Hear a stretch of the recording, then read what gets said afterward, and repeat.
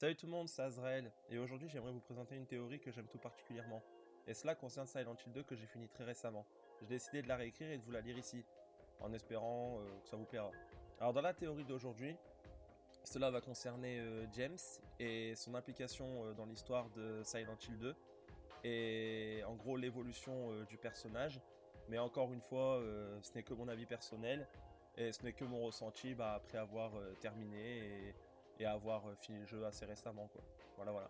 Alors après ce petit disclaimer, je vous propose de passer à la théorie. James ne serait qu'un vulgaire fou s'imaginant un gros délire psychotique. Ayant tué sa femme, il aurait sombré dans la folie et se serait fait enfermer dans un asile psychiatrique. Il vivrait donc dans deux mondes, le monde réel et un monde où sa femme serait morte de façon naturelle des suites de sa maladie, le lavant ainsi de toute sa culpabilité. D'ailleurs, dans un document dans l'hôpital Brookhaven, cela parle des maladies vivant dans les deux mondes différents. L'un rassurant et confortant l'individu qui aurait été déçu par le second monde qui n'est d'autre que la vie réelle. Une autre preuve confirmerait tout ça.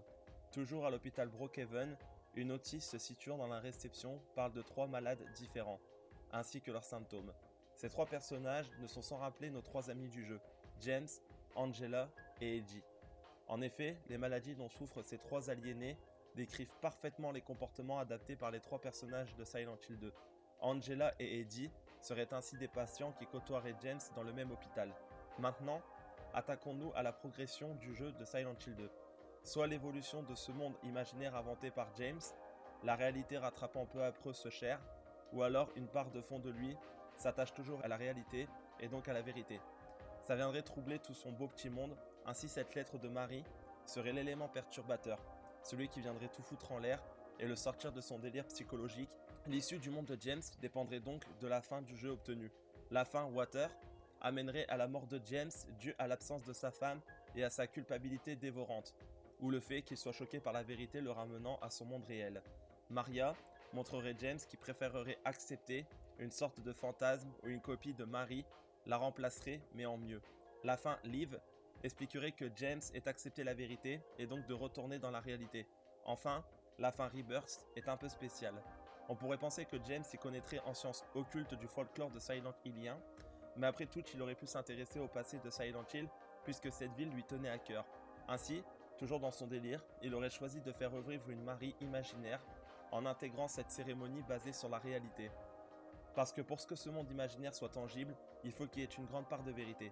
Ainsi, la ville, les décors et certains faits seraient là pour que James puisse croire à son monde et s'y calfeutrer. Ma théorie est une explication possible du scénario et pas l'officielle, qui elle se base sur l'occulte de la ville de Silent Hill en partie. Silent Hill est axé à fond sur l'occulte, rien qu'avec Silent Hill 1 ou 3 ou 4, donc forcément dans l'explication de scénario du 3, on est obligé d'y intégrer la partie religion occulte. Il n'y a pas d'autre explication possible sans. Dans Silent Hill 2, c'est pas vraiment pareil. Dès le moment où on se dit que c'est l'issue imaginaire, et dans l'imaginaire humain, tout est possible. Mais alors dans ce cas, dans Silent Hill 3, on peut dire que Heather est une folle, pourquoi pas. Sauf que rien ne peut nous le faire penser.